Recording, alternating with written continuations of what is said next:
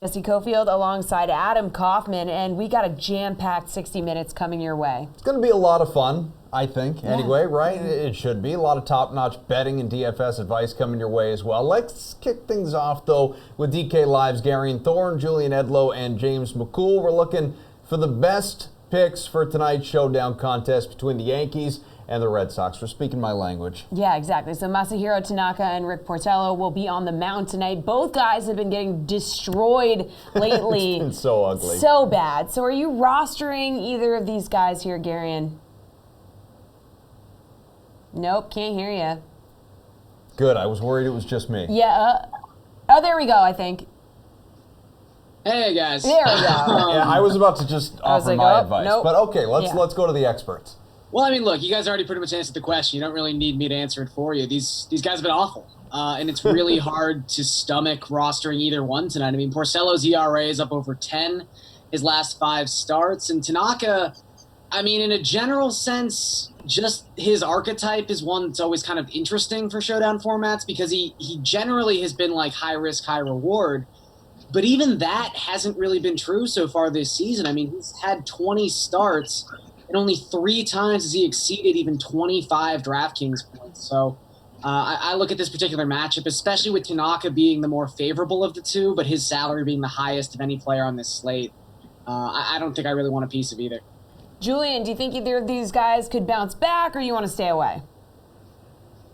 I mean, they could. They're both talented pitchers, but I'm going to stay away here. My favorite part of all of this is that these two faced each other in one of those games in London, and both of them had minus 14 DraftKings points in that game. Now, they were playing in that Little League park that they set up over there, but nonetheless, like, each of them had 6 earned runs and couldn't make it out of the first inning. I would just much rather take my salary and use it on bats in this game. James, what are you doing here?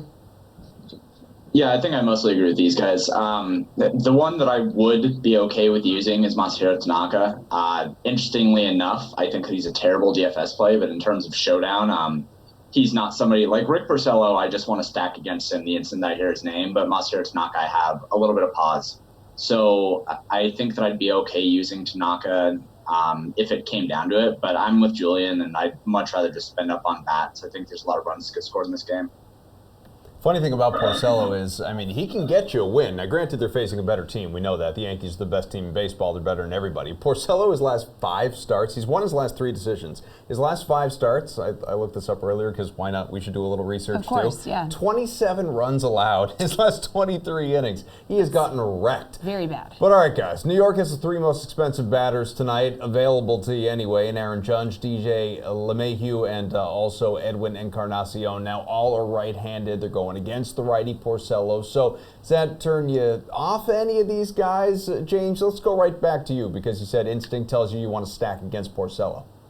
Yeah, no, I'm not worried about any of these guys. I think that Aaron Judge hits at least 1 home run tonight. He's my favorite play, period, in all of DFS, showdown tiers, whatever. He's got an 11.2% expected home run per plate appearance right now, a 520 slugging percentage in this split. And Porcello should be giving up more than 2 home runs per game. So I really, really like Aaron Judge. I don't have any problem with LeMahieu or Edwin either. Probably the one that I have the least interest in is going to be Edwin, just because I think he can be a little bit streaky. But yeah, I'm not scared of any of these guys for him. Jules, couple of guys that can slug, obviously. LeMahieu, an MVP candidate. What do you think? You still going to roster all 3? Yeah, I like all 3 of them overall as plays, but I will say I kind of like Encarnacion here, and he's the cheapest. Like James said, he is streaky, but he's on a streak that's been doing really well lately. Double-digit DK points in his last 3 games, double-digit DK points in 5 of his last 6. He hit a home run last night, 21 DK points. And then out of all these guys, I mean, LeMahieu, playing in the NL for so long, doesn't have that much experience against Porcello. But out of all these guys, Edwin Encarnacion has done the best against him. 14 for 47, 6 doubles, 3 homers against Porcello in his career. So he's hot. He's hit Porcello in the past, and he's the cheapest out of the 3. Gary, you agree?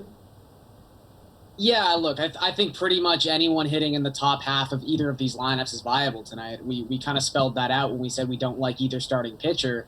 The Yankees bats are much more expensive than the Red Sox tonight, which is something to note. You probably can only get one, maybe two of these guys in there if you don't captain either of those picks. So it is tough to get a lot of Yankees exposure, but I don't think you have to be scared off by the right-on-right thing. I mean, if you do dive into Porcello's last 5 starts, he's been clobbered by lefties. He's given up a 509 WOBA to left-handed bats in that span of time. But it's not like he's been getting the right-handers out either. They have a WOBA up over 375. So the fact he also only has an 11% strikeout rate within that span too, like the only way to get Aaron Judge out is to strike him out. And if you're going to allow contact, I think James is onto something here. Like I'd be shocked if Judge doesn't leave this game with a home run. Encarnacion has 14 career hits against Porcello, 9 for extra bases. Well, we just mentioned. I know, and it can't be said enough. It cannot be said enough. 11 RBI too. Well, we did just mention that Yankees bats are more expensive, but James, if you're looking at Red Sox bats, who do you like the most tonight? I mean, I think you have to go with Devers just because this is that right-on-left matchup, and Devers has been one of the hottest hitters in the league, especially in this split. But I mean, I like Mookie Betts a lot as well. You could even make an argument for Xander Bogaerts. I think that any one of those three are going to be fantastic choices. It's kind of hard for me to split between the three. I suppose that I would go with Devers just because of that righty on lefty. But honestly, I like any of these top Red Sox guys. Gary, and which of the Red Sox guys are you looking at? Yeah, I think Devers is obviously the one who's in the best spot here. I mean, his numbers against right-handed pitching speak for themselves. He's got a 172 WRC plus within the split going back to May 1st. He's been incredible. And Tanaka has really struggled with left-handed bats on the road this season with a 368 WOBA. So I think having a lot of Devers exposure is an easy answer. I will say, though, he hasn't gotten a hit since he's come off the IL, and he's not anywhere close to the hitter that Devers is. He's also batting 7th, which isn't ideal, but Mitch Moreland at 6,200 is another left-handed bat with tons of upside. The floor is a lot more cavernous than like Devers, but I think that's a nice value there, especially if you're looking to cram a bunch of those Yankee bats into your lineup. Jules, you as high on Devers as these guys? Yeah, if I can get one expensive Red Sox bat into my lineup, I definitely want to make it Devers. Just hitting second in the lefty-righty matchup at home at Fenway Park against Tanaka, it's a really good spot. But we've said how much these Yankee bats cost, so in order to get some of those guys, you might not be able to fit Devers, whereas the Red Sox are kind of the value bats in this game. And, yeah, I agree, Tanaka does have the pitching edge, but it still probably isn't going to be pretty. So we've got guys like Andrew Benintendi, who's cold but hitting 5th. He's hit Tanaka well in his career, 6,400. Moreland, Gary had mentioned, at 6,200. And Brock Holt even is hitting 6th for just $5,200. So the Red Sox are definitely where you're going to get your value on this slate. Benintendi, 320 average against Tanaka, Jules. Am I allowed to bring that up? Is that too specific? You are allowed to bring that up. He's 8 for 25 with 2 doubles and 2 home runs. If you want to expand upon that a little bit. Sure. Well, look, we've got all day, or at least 52 minutes. Who would you play in the captain spot, Garion? I really think Devers is a nice spot, a nice call in the captain spot. Unlike those 3 Yankees we talked about, you get a little bit of salary saving at 9.4. I think he'll be popular, but maybe even using him that 1.5x value gets you a little differentiation to someone who's probably going to be the chalkiest Red Sox play. Sometimes you don't have to make it too complicated. I just think he's in a great spot. 455 in the matchup. What do you say, Jules? Yeah, it's probably got to be a higher priced bat that you're going to captain here. I liked the call with either Devers, or I said that Encarnacion was my favorite high-priced Yankee bat, so one of those 2 guys would work for me. James? Yeah, I'll go with Devers or Brock Holt. And I think that Aaron Judge is also, because I think that he is going to hit a home run. I can't imagine how he has a bad game here. So I think that Judge, Devers, or Brock Holt, if you need the savings. Tanaka has not been good against right-handed hitters over the last month. He's actually got a higher expected slugging percentage against righties right now. So Brock Holt is really interesting to save you a little bit of money at captain and unlock those bigger bats. All righty, good stuff, guys. We're taking a look at some NFL headlines coming up next. Don't get thrown off by the superstar names. Let the numbers lead you to the money. Enter the free Hotwire Blind Fantasy Baseball Draft on DraftKings. Create a lineup for the week to take a swing at $5,000 in weekly prizes. In the Hotwire Effect series on DraftKings, you pick your team based off of the player's stats rather than the famous name. We're hiding players' names so you don't strike out by going with a star. Once you lock your lineup, the player's name will be revealed. It's a new way to draft and a better way to travel. That's why Hotwire lets you book hotels based on what's most important, their stats. Pick your hotel using everything from the neighborhood to the amenities to the customer ratings. You won't know the name of the hotel until after you book, helping you score a 4-star hotel at a 2-star price. Play free every week for your shot at $20,000 in total prizes. So, if you think you can win the numbers game, play the Hotwire Effect series, only on DraftKings. Well, we are just counting the moments until football season, and so are these guys, DK Live's Jeff Ulrich, Reed Fowler, and do we have Gary and Thorne here? I think so. Back with us. There he is. Yeah, until we have any actual games to analyze, we'll just play NFL Spin Move, putting a DraftKings fantasy spin on today's NFL headlines. All right, so there's Michael Thomas. He's holding out of training camp over a contract dispute, as guys do. Doesn't appear that the Saints are in a big hurry to end that and pay him the reported $20 million a year that he wants. So possible he could decide to just hold out the entire season, or into the season anyway, maybe more realistically. We'll see if that plays out. Jeff, if you draft him in fantasy, how crucial is it to draft another Saints wide receiver as, I don't know, somebody to kind of protect you a little bit? Yeah, there's no direct handcuff to Michael Thomas. It's just, if for some reason he doesn't start the season, like, there's no one on their roster that's going to come in and replicate what Michael Thomas did. It's not going to happen. Tre'Quan Smith is like a nice deep threat. He's got some explosiveness. He's not Michael Thomas. Rashard Matthews is honestly probably the player that most correlates on their roster to what Michael Thomas can do. A guy who can work over the middle, has hit over 900 yards a couple times in his career. But he's 30 now. He's not Michael Thomas either. There's no one here you can directly handcuff with. Personally, I'm not too worried about this situation. I think Michael Thomas has the Saints in a corner, so to speak. They can't waste any more. You have Drew Brees' prime years. I think he's going to get what he wants. I'd take the discount on Michael Thomas if you're going to get one over the next couple weeks. Reed, would you use him as a handcuff here? No, and Jeff's right. I mean, you can't really handcuff or use the same logic that you do with running backs and that whole dynamic to wide receiver. It just doesn't replicate. It's not an apples-to-apples comparison. And there is no comparison to Michael Thomas. He is the perennial wide receiver in that offense, and he was from the first day. I mean, you heard the reports when he came in as a rookie. He was, in Drew Brees' shadow.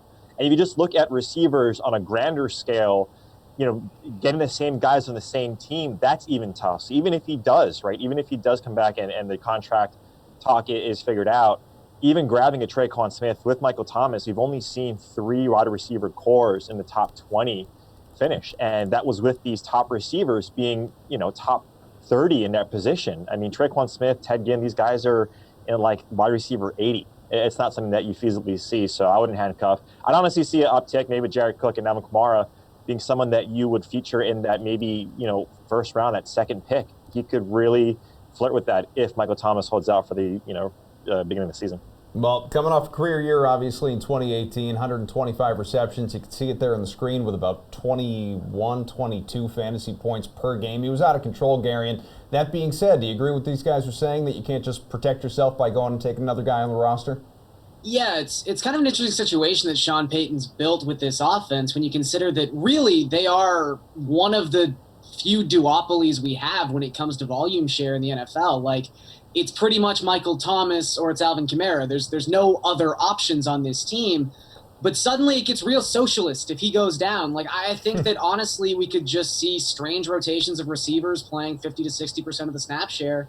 I'll agree with Jeff. I think Rashard Matthews could be the guy who might kind of emerge from the pack if this ever materializes, but you're going to have weird Kirkwood games. You're going to have Tre'Quan Smith games. You're going to have Jared Cook absorb a couple extra targets per game. And like Jeff alluded to, and Reed as well, like this probably just benefits Alvin Kamara in the long run. So I don't think there's a way to really handcuff this situation because we've seen time and time again, Drew Brees will just spread the wealth.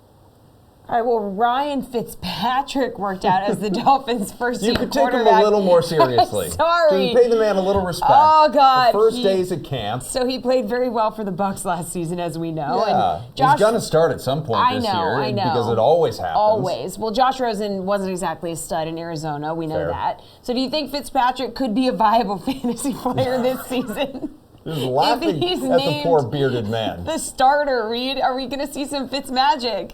So I appreciate you going to me first and waiting to defer to Garion as the Miami, the purveyor of Miami offense. But I will say this: if you look at Fitzpatrick, 8 games he was only behind Patrick Mahomes in terms of fantasy output, right? I mean, this guy had a few games of 400-plus yards, multiple touchdowns. We saw week 1 against, I believe, the Saints, where they went inside their dome and they beat the Saints.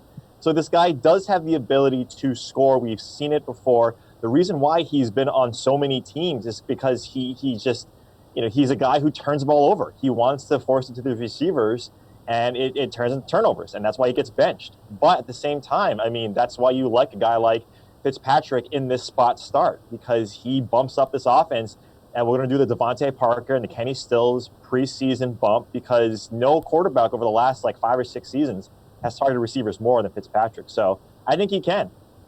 Gary, and I know I could barely contain myself, but come on, man. Look, it's sort of akin to putting Joey Votto into a DFS lineup. You don't do it because he's going to take the walks. And while Votto is a great real-life baseball player, that doesn't really transfer to fantasy. So to back up what Reed was talking about, at the very least, Fitzpatrick makes some elements of this Dolphins offense viable because he's a gunslinger. And there are going to be games where he at least attempts to put up a bunch of passes and deep passes. I would say that he's never going to be fantasy viable outside of a best ball format, because you never know what weeks are going to be the 4 touchdown weeks with Ryan Fitzpatrick and which weeks are going to be the 5 interception weeks. But I think one player who's made viable if he is named the starter is Albert Wilson. We've seen going back to 2009, Fitzpatrick has targeted his slot receiver more than any other quarterback in football at 26.4%. Albert Wilson running routes out of the slot has accrued the most fantasy points per route of any slot receiver in football the last 2 seasons at 2.69. I think it's a match made in heaven if Fitzpatrick nails down this starting job. So that's one thing that could happen, but there's not a whole lot of fantasy viability on this Dolphins roster. Yeah, Jeff, do you think it's more about which receivers are going to benefit the most from Fitzpatrick winning the starting quarterback position? I mean, look, Reed and Garion actually brought some good researchers. I'm just going to talk about Ryan Fitzpatrick. I'm just glad Ryan Fitzpatrick's back in the league and starting again. I mean, this guy's awesome. Like Reed said, I mean, he probably won 5 or 6 people $1 million on DraftKings last year just because he had these monster games. Now, predicting when they're going to happen, yeah, good luck. Look, the Dolphins QB position is a nothing for season-long fantasy. If you're in a 1 QB league, you don't have to worry about this situation. Now, for DFS, it's an interesting situation to keep an eye on because there is weeks. The Dolphins are a bad team. They're going to be behind. A guy like Ryan Fitzpatrick at the min price, pair him with Albert Wilson with that good research Garion brought. You never know. I mean, things like that are going to happen this season. So keep an eye on it in preseason, who's going to happen. I think both Rosen and Fitzpatrick could be interesting DFS plays at some point, but for season long, you don't even need to worry about that. If you're in a 2 QB league, I'm not sure you need to worry about the situation in Miami. Nerds playing a 2 QB league, Kaufman. I mean, come on. What is it? Rams, Bengals, Bills, Titans, Texans, Jets, Bucks.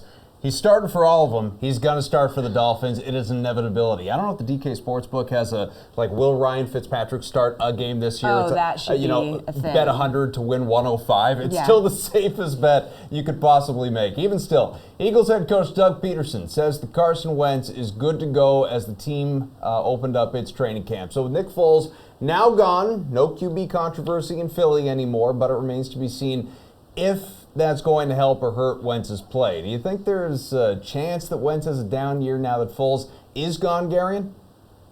This is a weird situation because in a general sense, you'd think that this might be a buying opportunity for Carson Wentz. He's coming off a season where it's perceived that he did very poorly. It seems like people have kind of soured on this guy. There's a narrative that he's not as good a quarterback as Nick Foles. Yet he's still pretty much going exactly where he was going last year in drafts. I mean, I've got no problem taking a shot on Carson Wentz. I think they've got some nice offensive pieces. I think Doug Peterson's a very good coach. He's a creative coach at the very least. And look, you go back to 2017, Carson Wentz tied with Cam Newton in terms of fantasy points per dropback for the most in all of the NFL. There's a very easy path to Wentz being a top 5 quarterback this season. I just kind of wish that this general sense everyone seems to have about him maybe not being that good was reflected in his ADP, and it's just not right now. Reed? Yeah, I completely agree. And it's because we see the injuries that he's accumulated over the past couple of years, and then you forget how good he really was. He had an MVP type season, right? He had the second most touchdowns in 2017 and only playing in 13 games. I mean, he was averaging, if you average out his touchdowns over all the games he's played, it's 2.5. And if you just look at the touchdowns per game, passing touchdowns per game as a team, that ranks Philly in like the top 6, top 7 per game. And so, yeah, absolutely. When you bring in this talent that they have Alshon Jeffrey, Deshaun Jackson's coming back. I think you have a ton of options. And at QB 10, QB 8, where he's going right now in redrafts, that's value, because Carson Wentz, these guys are going to pass. The Eagles passed 71% of the time last year, even though they have 40,000 running backs in that backfield. These guys are still going to pass, and they have extreme talent on the outside with Ertz, or excuse me, on the inside with Ertz, and even with Jeffrey and Deshaun Jackson. So I like it. Jeff, you could say it. They paid the wrong guy. Well, obviously they paid the wrong guy. I mean, come on. How do you trade the guy who wins you the Super Bowl? But anyways, that's a different conversation. We're talking about fantasy projections for Wentz right now. And, I pretty much agree with a lot of what Garion said. Like, I can see the upside in Wentz. He was pretty good even when he was injured last year. He obviously wasn't really recovered last season. He wasn't as sharp. He definitely didn't run as much. And that's one thing that actually has me kind of down on him. And I would personally just avoid him in drafts because, like Garion said, he's getting a little bit overvalued. You're not getting a discount on him. The players coming behind him at the quarterback position, like Jameis Winston, Kyler Murray in a lot of spots, Lamar Jackson, and even Mitch Trubisky, Jared Goff, another name, like you're just going to get them in later rounds. And I just don't think that the upside is that much different with almost all those players I listed. Wentz is running less. He's injured as well. Like the last 2 seasons, he hasn't played the full year. And these are pretty serious injuries we're talking about. So yes, he's improved his efficiency as a passer. You like to see that. The Eagles have weapons, but I think for fantasy purposes, there's better upside with players you can get in later rounds. All right, excellent work, gentlemen. We're talking St. Jude Invitational with Jeff and Reed right after the Pat Mayo experience. Before the last fight, Felicia Spencer was like a 3-1 underdog to Megan Anderson. You know what I mean? This is a 4-girl division, and that's Nunez, who's had the one fight there, Cyborg, who was the queen of the division, and apparently Anderson and Felicia Spencer. On a technical standpoint, at least she's got the tools to defeat somebody like Cyborg. We know now the blueprint would be counterpuncher and knock her out, but very few people are going to be able to do what one Amanda Nunez, the GOAT, was able to do on that night. So what's the other way of defeating her? Well, are you able to take her down? If you are, Spencer, she's a BJJ black belt. She's got a really heavy top game. Maybe she can tire her out. She seems to have a decent gas tank as well. So I think a question with Cyborg is if you stretch her into later rounds, we saw Holly Holm go 5 with her. I get it. But I just mean, for someone who fights so aggressive and with so much power as she does, again, that's always been something that we'd like to have seen. But I don't think Spencer's got the wrestling to immediately take Cyborg down, and she sure as hell don't have the striking to stand with Cyborg for 2 or 3 minutes. So I just think Cyborg swarms her. Cyborg, you never get a good price on her. Literally, ever. You never get a good price on her. But she happens to get clapped by the GOAT, and now you're getting 6-1. Yeah, that's really not that bad, man. So for an extra $200 over Holloway, I feel like I would probably ante up that extra money. I just think the ceiling is just so much higher for Max. I see 4 or 5 rounds of just punch and output. I get it. That's better than a first round KO. You're right. But I feel like the safety is Cyborg's pretty safe. Like cash game, Cyborg, GPP Holloway. I just really like Max. I just think like Cyborg, she gets a first round finish. Say she gets a knockdown, she gets a first round finish. Like we're looking at 110 points or so. Yeah. Max can absolutely obliterate that number. Yeah, you're right. He could get 150 points, no problem. Like if it's just a high intensity. And it's like with Max, it's just like as time goes on, Frankie's an elusive target.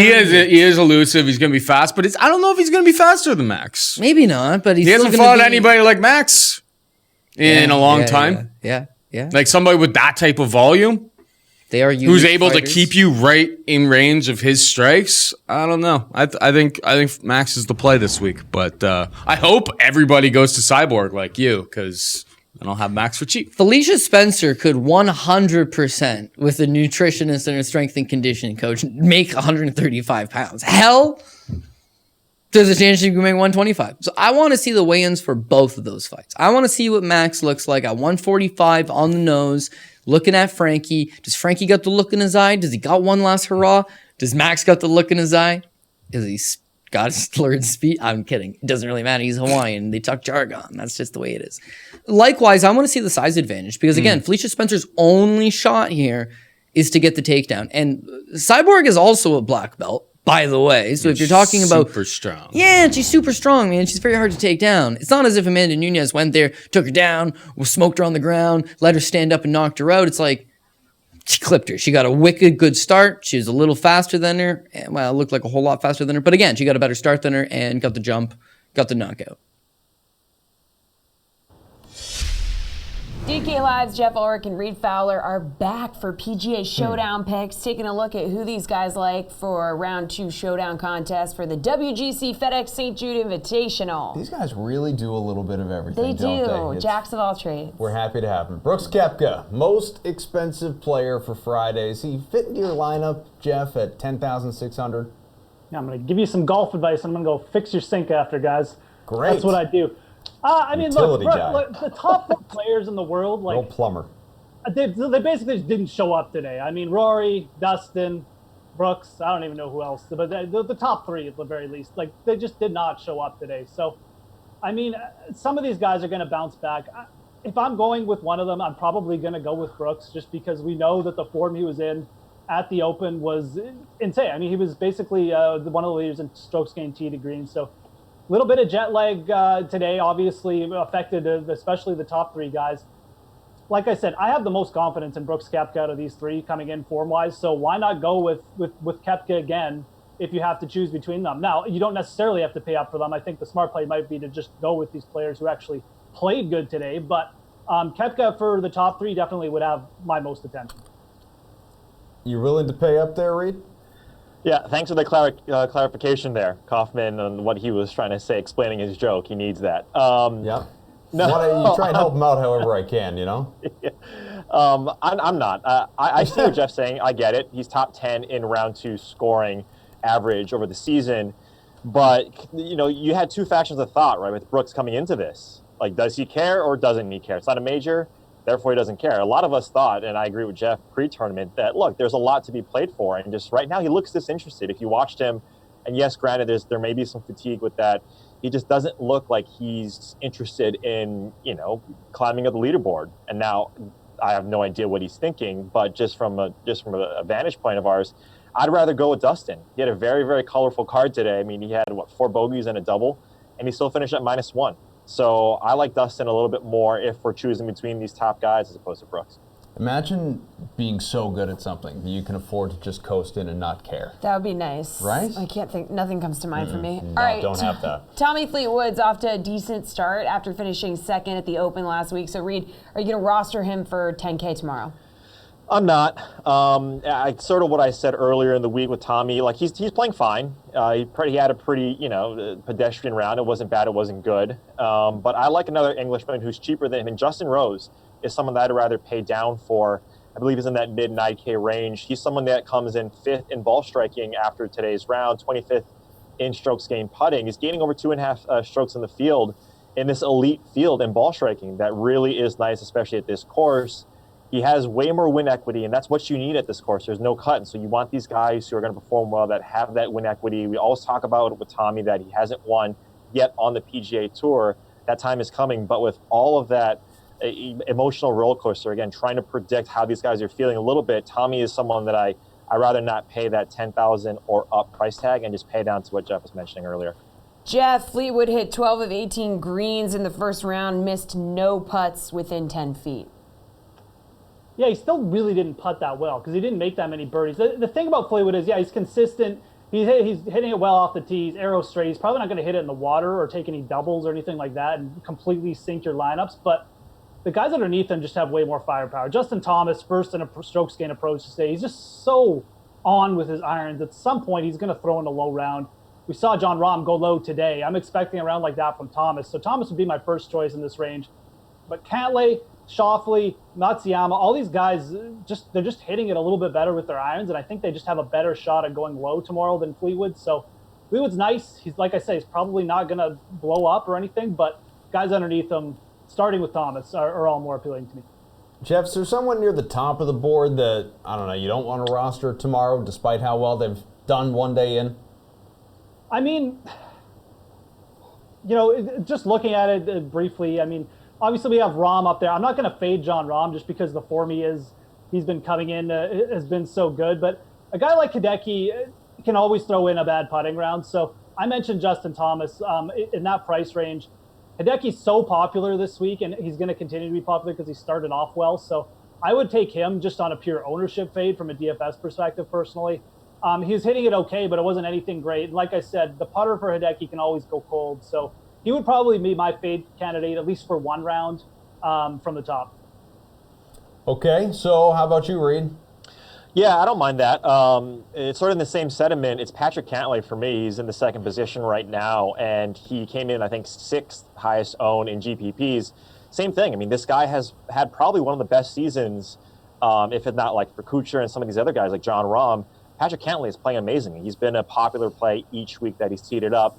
He's someone that I'm a little sheepish on just because in terms of how he's been playing right now at this course, the putting is saving him a little bit. And the ball striking isn't exactly there. Ian Poulter is also someone that I'm looking at. What's interesting about him, and I'm a little torn, is that he is 65th or 64th in FedEx Cup standings. And whenever this guy is put into a corner, he always performs. But same thing, man. He's gaining a lot of strokes through his putting, and that could switch at this course. You need to be hitting your irons well, and he's not doing that. So for tomorrow's round, if it's a one-round thing, I look at those two guys. So Poulter, Cantlay, Matsuyama, and Thomas. See you later. Good to know. Alrighty, guys, we're going to be right back with our baseball team for Chaser Fade. Tyler Sullivan here with your DraftKings Fantasy Flash. If he wasn't already, Julio Jones should firmly be on your radar in the first round this fantasy football season. As the Falcons star receiver is searching for a new contract, he made a prediction for his 2019 season that Atlanta and fantasy owners alike would surely love to see. Jones told the Atlanta Journal-Constitution that he's eyeing 3,000 receiving yards this season. Let me just repeat that for a second. 3,000 receiving yards. Quote, "I'm going crazy this year. I'm going crazy. I've been doing everything that I need to do. I'm taking care of my body. Physically and mentally, I'll be ready to go. I'm not a prediction type guy, but I might mess around and go 3, unquote. The NFL's single-season record is currently held by Calvin Johnson in 2012, where he went for 1,964 yards, so Jones would be going over 1,000 yards higher than the current NFL record if he were to hit 3K. To reach that lofty number, he'd have to average 187.5 receiving yards a game in 2019. Yeah, Jones may sound crazy with that prediction, but if you had to bet on one receiver to do it, it would probably be him. Chaser Fade time with the baseball crew, DK Live's Gary Thorne, Julian Edlow, and James McCool. It's simple. You know how this works. We'll provide a statement, and you tell us and each other whether you agree or disagree. Then, if all goes well, you'll argue and entertain us a bit, or we'll just waste 5 minutes. So with that, the DK Sportsbook lists the Yankees-Red Sox over-under at 11 runs. Chaser Fade, this number's way, way too low, Julian. No, cannot hear you. Save that hot take. There it is. Yeah. Bring it back. So Rewind. showdown segment of the show, then you know that we really like a lot of bats in this game and are not too high on Tanaka and Porcello. So, the Yankees-Twins game last night was a spot that looked like a lot of runs, and both James and Steve put the over. I tried to make the argument for the under. I was wrong. I'm not going to do that again. This is obviously a spot where we're looking, you're either staying away or you're betting the over. Because if you're betting the under in this game, after we saw 12 runs in the first inning the last 2 times these two pitchers faced each other, you just can't do that. Yeah, Garion, would you just be insane to bet the under on this one? I don't know if insanity is the right term. I think Julian's kind of in the right here, though. Like, either take the over or just stay away from this. And look, this is a high total. No one's denying this is a high total, but we talked about the struggles these two pitchers have had. The over is 5-0 in Porcello's last 5 starts. It's 4-1 in the last 5 starts Tanaka's pitched on the road. And really, if we want to even make this about more than just the starters, if Porcello's not long for this game, the Red Sox bullpen ERA is 6.19 the last 30 days. So there's a lot of different ways this game gets to 12 runs. James, what do you think? Yeah, I mean, the only reason why this game is not set at an over-under of like 12.5 is because the name value on these two pitchers that used to not suck. The problem is that now they suck. They're both giving up a lot of home runs, both giving up a lot of hard contact. Masahiro Tanaka against the Red Sox, who have this murder's row of hitters. Their combined team X slugging percentage is 474, which is a lot. Just take the over. Okay, pretty good matchup on the mound in the Twins-White Sox game. You got Jose Barrios and also Lucas Giolito. DK Sportsbook has both strikeout totals set at 6.5. So chase or fade the over, Garion? I'm actually going to fade this. And there's not really one particular guy who I think doesn't reach it. I just don't see both getting there. I mean, if you look, the case for Giolito, he hasn't had his strikeout form his last 5 starts. I mean, he's a high-caliber strikeout pitcher, but the Twins have one of the lowest strikeout rates in all of baseball at just over 20%. Their strikeout rate against right-handed pitchers specifically is just over 21%. These aren't high numbers by any means. And for Barrios, I mean, really, you'd think this is a great matchup for him. He's actually 3rd in the American League in generating chases outside of the strike zone, up over 35%. And the White Sox are near the top of the board in chase rate, in strikeout rate, in swing strike percentage, but both times he's faced the White Sox this season, he has not reached this number. So I just don't think both of these guys end up getting there. James, you in the same camp? You like one to do it, not both? Yeah, I'm pretty much with Garion on this one. I think that I would prefer Lucas Giolito over Jose Barrios. Barrios has just not been very good at getting to 2 strikes over the last month. He's only getting there 46% of the time, and he's only got a 6.65 K per 9 right now. So I think there's probably something a little bit wrong with Barrios right now and his approach. And like Garion said, the White Sox have been able to get to him in both the starts this year. I do think that Giolito can get there against the Twins, who, yeah, they don't strike out very much, but I usually lean towards the favor of the pitcher a little bit when it comes to strikeout props, and Giolito's definitely got the skills to get there. So I don't think both of them can get there, so I'll fade it, but I do think Giolito gets there. Edlo, is this 3 for 3, go Giolito and no way, Jose? Yeah, I'll fade that both of them get there, and I actually would probably bet the under on both of these guys. And Garion and James covered most of it, but like Barrios hasn't hit this strikeout number in any of his last 5 games. That includes an outing against the White Sox where he had 5 strikeouts, and then when he faced the White Sox earlier in the season, back in May, he had only 4 strikeouts. For Giolito, the upside's definitely there, more than Barrios at the moment. He struck out 9 Rays in 6 2/3 in his last start. But prior to that, he failed to reach this number in 3 straight starts as well. And when he faced the White Sox, let's see, when was that? He didn't get it when he faced the White Sox earlier in the season either. I can't find it right now. But I just feel like it's a spot where, while this might be like a good game to bet a first 5 under or something, because I don't think they're going to let up a lot of runs, I don't think it's necessarily going to be because these two guys are striking everybody out. All right, let's talk about Mike Trout, because there's never a bad time to talk about Mike Trout. Now, the perennial MVP candidate homered in 3 straight games before going quiet last night. He's got the Orioles tonight, and DK Sportsbook has Trout at plus 205 to make it 4 home runs in 5 games with 1 tonight. So chase or fade him going deep for the 10th game in his last 15, James. Yeah, I didn't like him very much earlier when Yacobonis was supposedly starting this game, but now it's just Yacobonis opening, and they're bringing Eshelman, who is a significantly worse pitcher, to be the long reliever. And I have Eshelman is giving up way harder contact and should be giving up more home runs. And Mike Trout is, a god. So I don't really necessarily like that it's only plus 205. I would jump on it if it was plus 305. At plus 205, you're only doubling your money, and the odds are still below 10% that he hits a home run in one of his plate appearances. So I'll fade it, but play him in DFS for sure. Jules, do you like this spot for the god, Mike Trout? I like the spot. I don't know if I necessarily like the home run prop as much. Plus 205 just isn't all that much money for a player to hit a home run. You can find underdogs on these slates that are going to just pay out higher on the money line than that. At the same time, he's been really hot. You mentioned all the home runs. Is some regression maybe due? Possibly. But, in 46 career at-bats against the Orioles, Mike Trout has 6 home runs. So if it's something that you want to play small just because he's been running hot and he's going to be in a great matchup, I say go for it. But it's just a really tough price to put on a player hitting a home run, or a really cheap price, rather, to put on a player hitting a home run. Gary, and these guys don't love the prop, but they do love Mike Trout. Yeah, and that's kind of how I feel too. Like, this is actually moved to even less value. It's now plus 170 for him to hit a home run.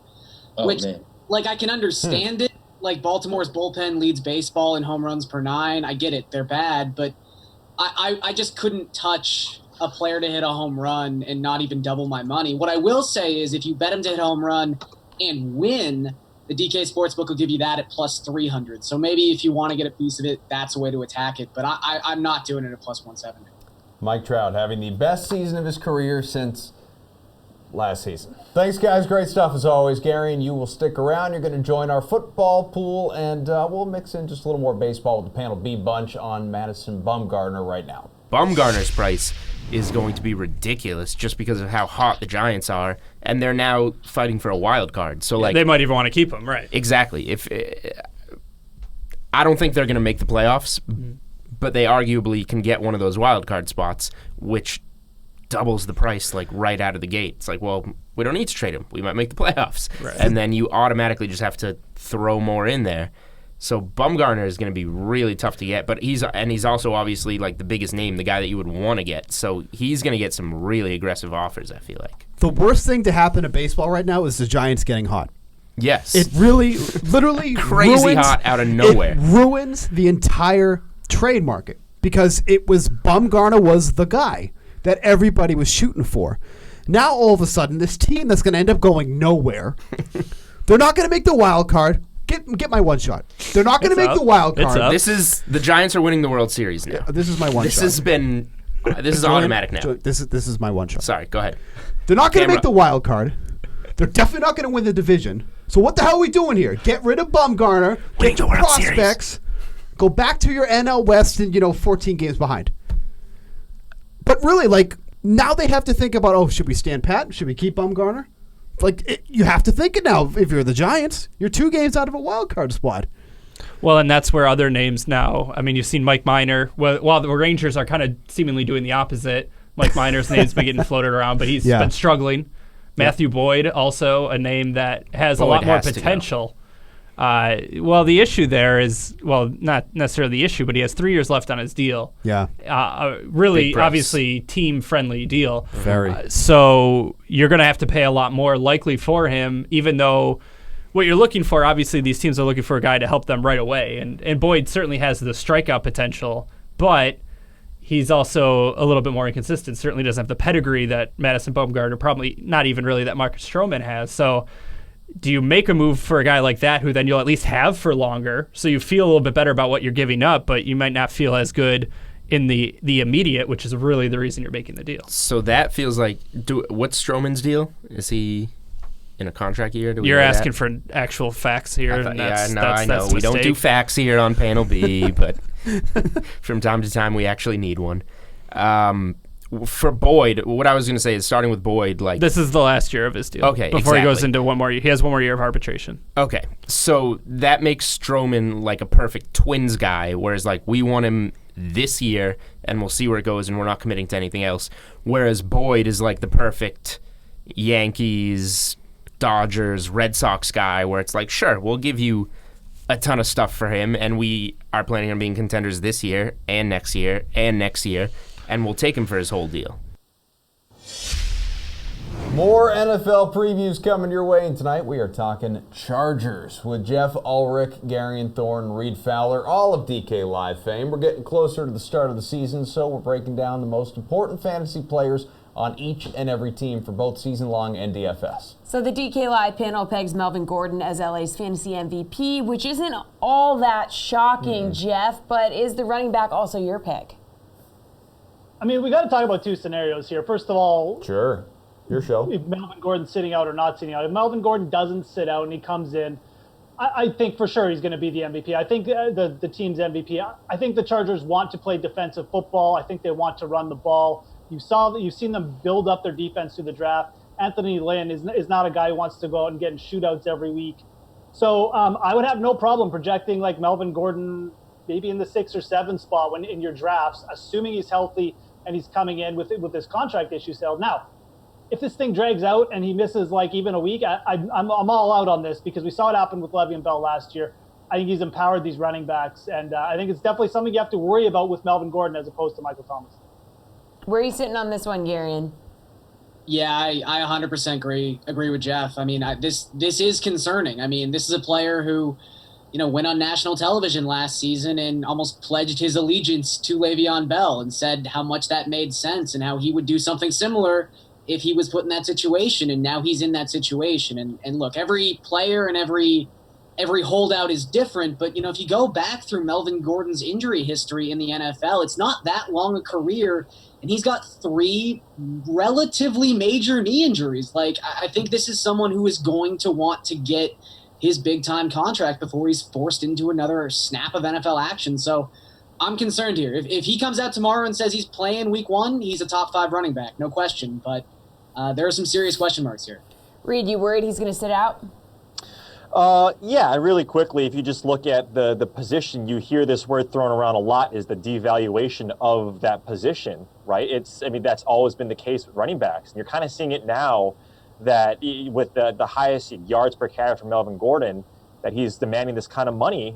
But then you also look at that backfield, and I'll get to him in a little bit, in Austin Eckler, and what he's been able to produce as as an undrafted free agent. So for me, yes, in best ball scenarios, the same thing that could have happened, or that could happen with Melvin Gordon, could happen with Tyreek Hill, if that's the case, right? Like if you're banking on this fear that he might hold down, then all of a sudden before week 1 starts, he's in, you can get value for this guy. But for me, it's Hunter Henry.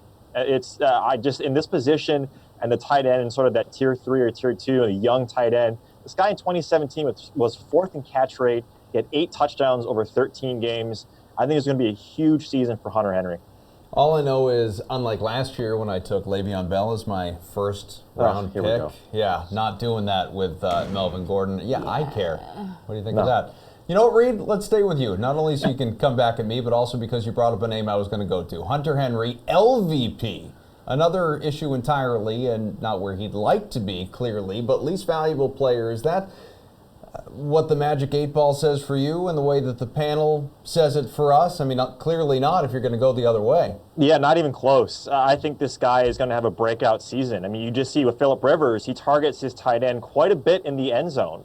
Over the 29 games, he's got 20 red zone targets, and that is gold for tight ends. You see if you're not the Kelce's, and even Ertz to an extent, not Ertz, a Kittle, where these guys get a ton of yards, it is the touchdowns. And Hunter Henry has that touchdown rate, or that red zone target rate. It's Mike Williams, not necessarily because of the player and where he potentially can finish. It's where he's going drafted right now in the 5th and 6th round.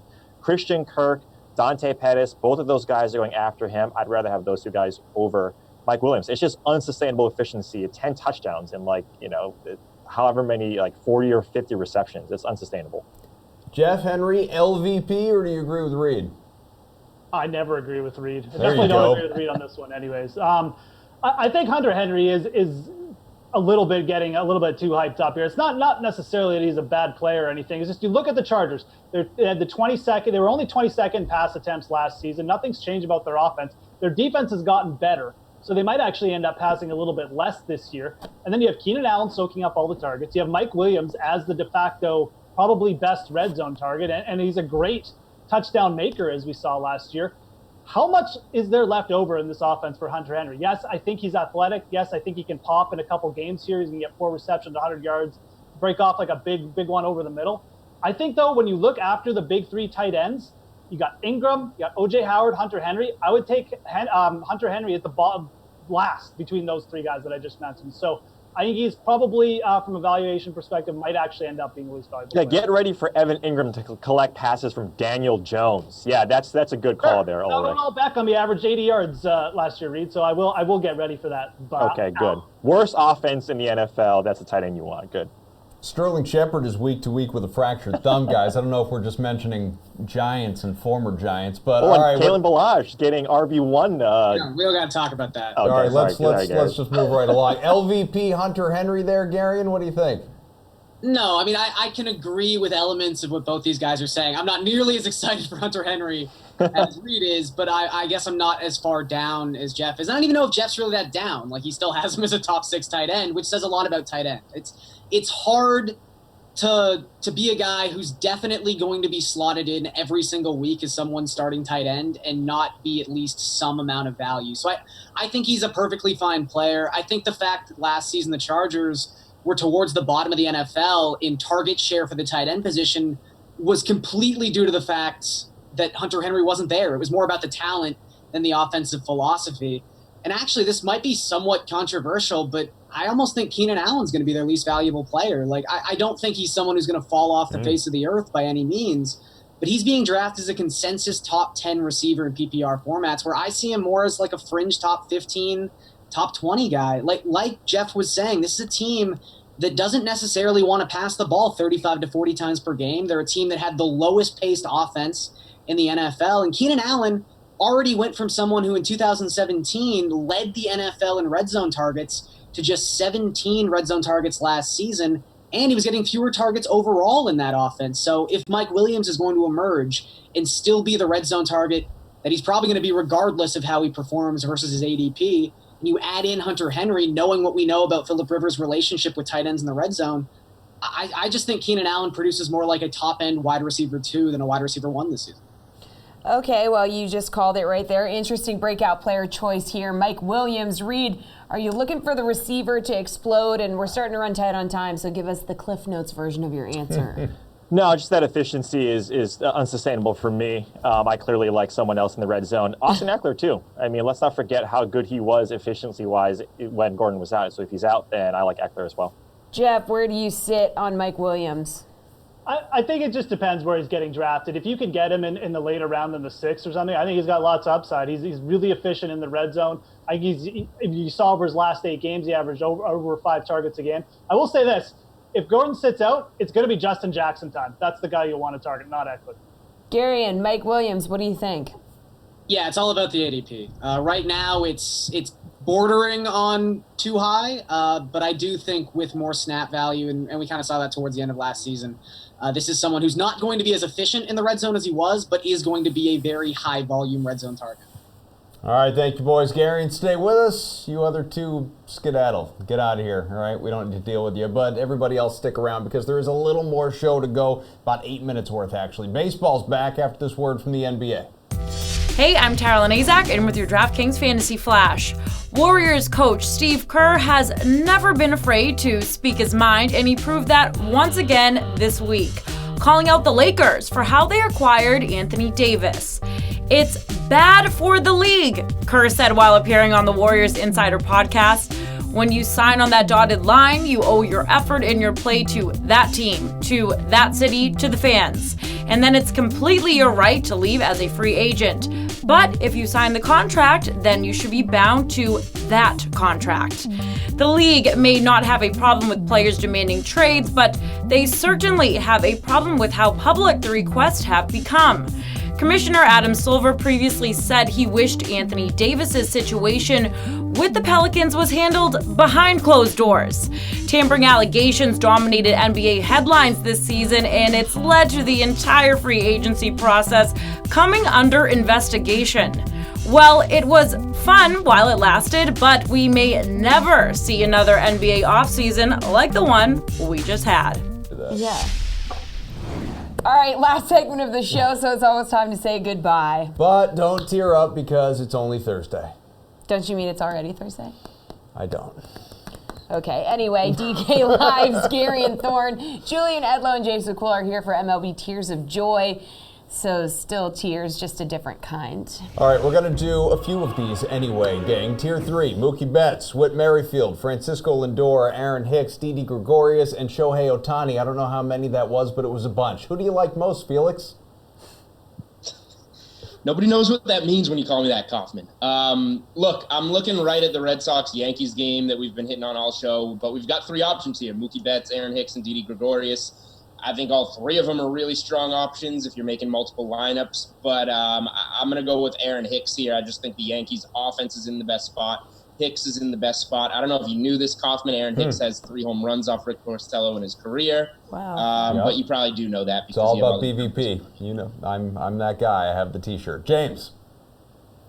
Yeah, it's going to be Mookie Betts for me. I love both the Yankees options, but I'm really, really high on Mookie Betts today. He's really picked up his play as of late. He's got 2 home runs, 3 doubles, stolen base in the last 10 games, averaging 10.9 fantasy points per game. And I think that Masahiro Tanaka is going to get really blown up today, so I really like Betts. Tears up Tanaka. How about you? Who's left? Garion. Yeah. I've only been here the entire show. I'm going to go with Shohei Ohtani. I mean, we talked about that ridiculous Mike Trout home run prop. There's a reason for that. Baltimore is awful at pitching, and Ohtani is fantastic at hitting right-handed pitching at home. He's at a 195 WRC plus this season within that split. He's only going to get to face Yacobonis once, but Yacobonis has been demolished by left-handed bats this season too. So I think Ohtani's good, with most of the ownership probably going to that Boston-New York game. Okay, of the 7 options in Tier 4, Garion, who stands out? It's a lot. I like Matt Olson a lot. The numbers don't really reflect this on the surface for Ariel Jurado, but he's been demolished by left-handed bats since the start of June. He's given up a 59% hard contact rate, a 32% line drive rate. Matt Olson generally not as good at the Coliseum, but I think those numbers for Jurado are just too gaudy to ignore. So give me Matt Olson. James, 7 options, got to pick one. Yeah, I think this is kind of a weak tier. I'm going to go with Mike Topman, who's hitting over 500 since he got called up last. He's got, I think, 7 extra base hits since he got called up into the majors from AAA. He got promoted earlier, but he's really picked things up, and he has a great pedigree. I don't think people are going to pick him in this tier. I think they'll go Luke Vogt, and I like Topman as another piece of the Yankees stack. Take your pick in Tier 4, please, Julian. First of all, I just love how much more efficient you are, Jessie, saying we get to pick from 7 names rather than listen to Kaufman list off every single player in the tier. We have Play to Brute, see? We have 3 Yankees in this tier. James and I last night talked about how people don't stack in tiers enough. So I think if you want a game stack here and go with one of those guys, that's great. But I am with Garion here. I like Matt Olson hitting 3rd for the A's in that lefty-righty matchup. I think it's a really safe spot for Matt Olson. Was his dumping on me his slate-approved pick? Yeah. So we can skip that a little bit later on, I guess? Yeah. All right, how about the best choice from our next tier? Well, I guess Tier 5. What do you think here, James? I'm going to go with JD Martinez. Again, I'm high on Boston tonight. I think that they're going to be one of the lower-owned pieces of that game. I know everybody's going to focus on the Yankees, as they should, but I think the Red Sox are in just as good of a spot. And JD Martinez has been heating up. He's got 3 games of 15-plus fantasy points in the last 5, 2 20-plus, and I think that he can really just show off here. Jules, you have Santana and Chu and Soler, and go ahead. Thank you. Yeah, there's a lot of names in this tier. Yeah. I actually don't like Tier 5 very much. You got a couple of Twins, but they're going against Giolito. Carlos Santana is the guy that I would maybe try and make an argument for just because Montgomery's so bad, but Santana's been awful lately as well. So just by default, I think I'm going with JD Martinez because it's just the best game to target, and he's in a fine spot in the heart of that Red Sox order. Garion, still you? It is jarring to see JD Martinez in Tier 5, I'll admit that. And it kind of came down to a tiebreaker between he and Jorge Soler. But Soler's quietly been one of the best hitters in baseball in July. His WOBA's up over 330 or 435. And this right-on-right matchup, he's usually someone who's best to use against lefties. But Plutko's an extreme fly ball pitcher, and he's extremely bad against right-handed bats. 3.38 home runs per 9 this season in right-on-right matchups. So give me Jorge Soler. All right, less than 2 minutes in the show. How about the best choice from Tier 6, Jules? Yeah, I actually like a lot of these guys in Tier 6 more than I like Tier 5. Trey Mancini, Cole Calhoun, Jose Ramirez, all those guys I think make for really good picks. But like we talked about, we've got Trout in such a good spot. Ohtani is in a much higher tier. Cole Calhoun, I think he's in a really great spot here. Lefty going up against that terrible Baltimore pitching staff. He has home runs in consecutive games, 28 and 26 DK points in them, so he's hot. I'll take Cole Calhoun here against Baltimore. Under a minute, real quick, Garion. Yeah, let's just go Cole Calhoun. James. Alex Gordon, for the reasons that Garion mentioned about Plutko. Well, I mean, those guys are pretty good, right? All right, so we can do slate-approved pick. Yeah. Just names from each one, basically, guys. You get like 5 seconds. Jules. Well, no Marlins on this slate, so I'm going Mike Trout. James? Aaron Judge for me. And Garion? I'll take Rafael Devers. It can be nice and quick when you need them to We be, did right? it, yeah. We made it with time to spare. Yeah, with time to spare Let's here. list some more names. Yeah, let's read the names off. But this show is The Sweat. I'm Jessie Coffield. He's Adam Kaufman. We will both be back tomorrow at 6 p.m. doing this exact thing again. The names will be different, but the show is the same. It might be the exact same show, It's just probably- a different football team. But be sure to tune in tomorrow. We've already filmed that segment. At 6 p.m. We're wearing these outfits. Same outfits. See you then. Tomorrow. Same thing. We're going to film now.